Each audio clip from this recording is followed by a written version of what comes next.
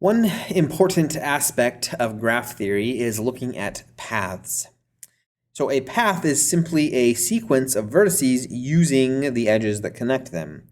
So we'd like to know, is there a way to travel from a given vertex to another vertex using our edges? If a path begins and ends at the same vertex, we call that path a circuit. Okay, so a circuit is closed, like you start somewhere and you make it back. That's our circuits. Okay. A graph is said to be connected if there is a path from any vertex to any other vertex. So given any two vertices, there's always a way to connect them using a path. That is a connected graph. If there is some pair of vertices that we cannot connect, that is a disconnected graph. So let's look at some examples. Just identify if these graphs are connected. We're going to look at circuits that contain that these graphs contain. So starting with this first one, we're going to find a path connecting the two large vertices. So we're going to start with this vertex J, and we can connect here to D. We're just finding our way to this other vertex A, and we see that there's a path right there. We've now connected, there's a path from J to A. And we would write this path using the letters J, D, C, and A. Okay, that tells us the path that we follow to get from vertex J to vertex A. We'd also like to know if there's a circuit containing both of these vertices. That just means, can we continue from A in a way where we can get back to J? We're not allowed to backtrack in an A circuit. So from A, well, let's move on to E. And then from E, we can go to H. From H, we can go over to G. And then from G, we can connect down to J. Okay, and so that's a circuit that contains both A and J, and we could of course write that as J, D, C, A, and then keep going to E, H, G, and then back to J, and that's the way that we would indicate that circuit. Notice that this graph here is not connected. Not connected. The reason it is not connected is because this lone vertex, okay, vertex I, does not connect to other things. There's no way to connect I to any one of these vertices. So this is not a connected graph. Let's look at our next one. We want to connect J to A. So let's go ahead and do that with a path. So we'll start at J and we come out to E. And there's lots of ways we can go. I'm going to go up to G and then come down to I and A. All right, so the path J, E, G, I, A, that's a path from vertex J to vertex A. Now, on the question of whether or not there is a circuit containing both of these, hopefully we see that I'm going to continue, and I'm going to do blue for my continuation here. We'd have to leave A either going to C or to F, okay? But either way we go, no matter what, we're going to trying to get to J, we'd have to go through E, but we're not allowed to reuse that vertex. We can't reuse any vertices. And so there is no circuit containing A and J. No circuit containing A and J.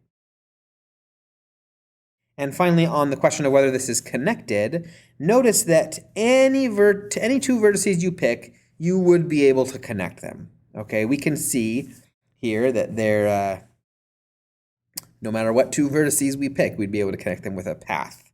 All right. There's no requirement on for circuits in order for a graph to be connected. There's only a requirement that there be paths. So this is a connected graph. Let's look at our next one. We've got here two large vertices. And we can see that no matter what I do, there's no way I'm going to be able to connect these two with a path.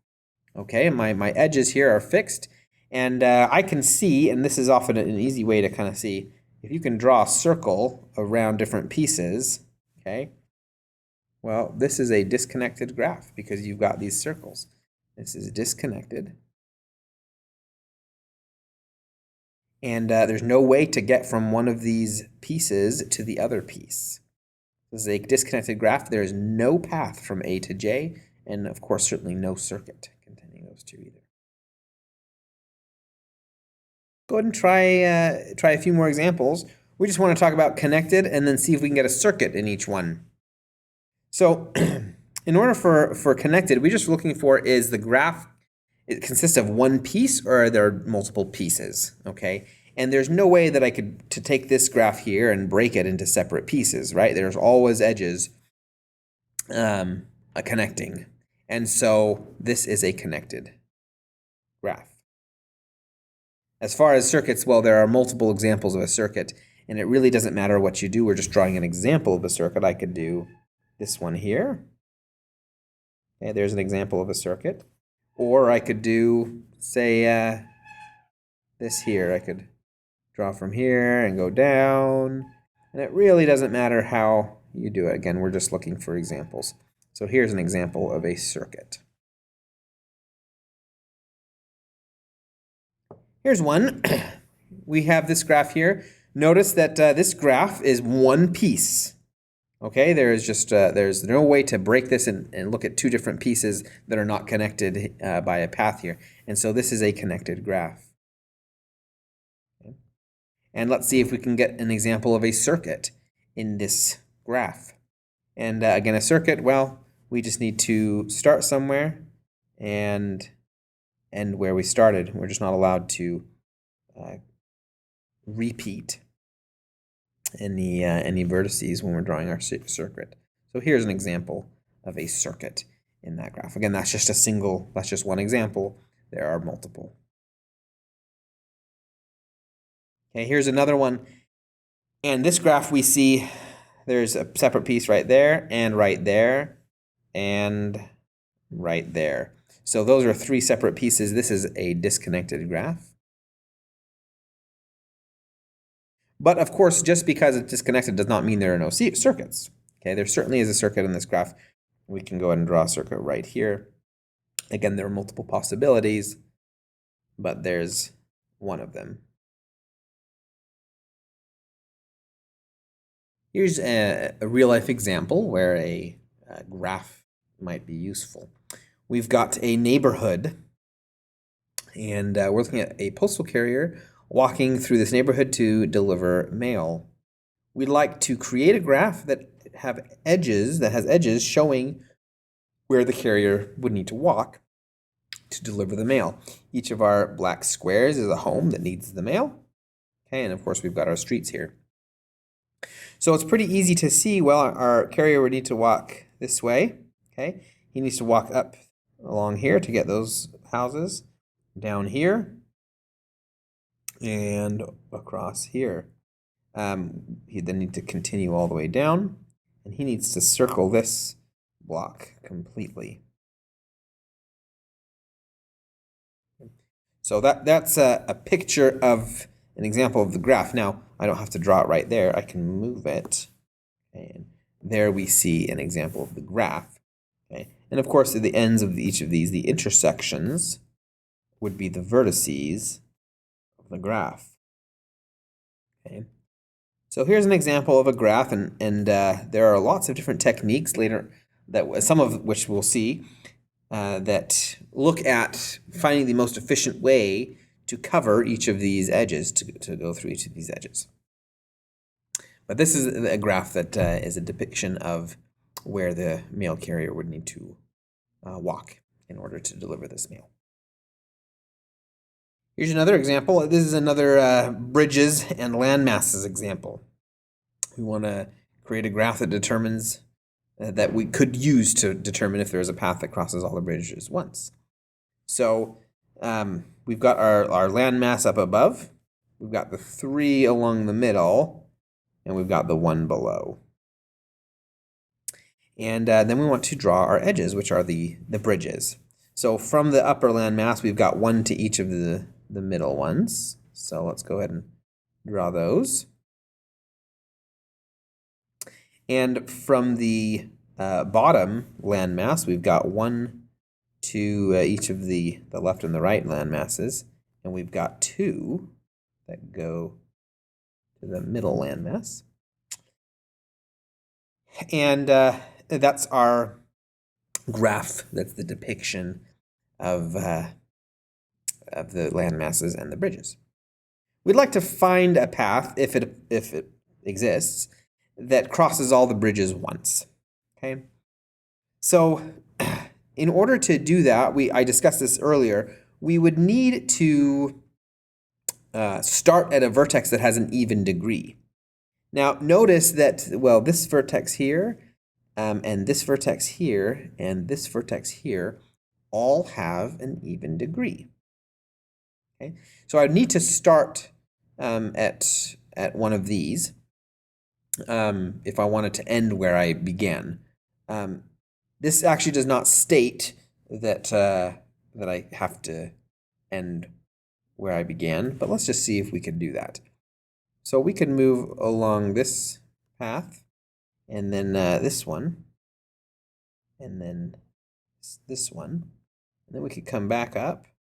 And now I've got this problem, because if I want to go back up, I'd need to, well, if I went up, I'd have to then retrace my steps along a bridge.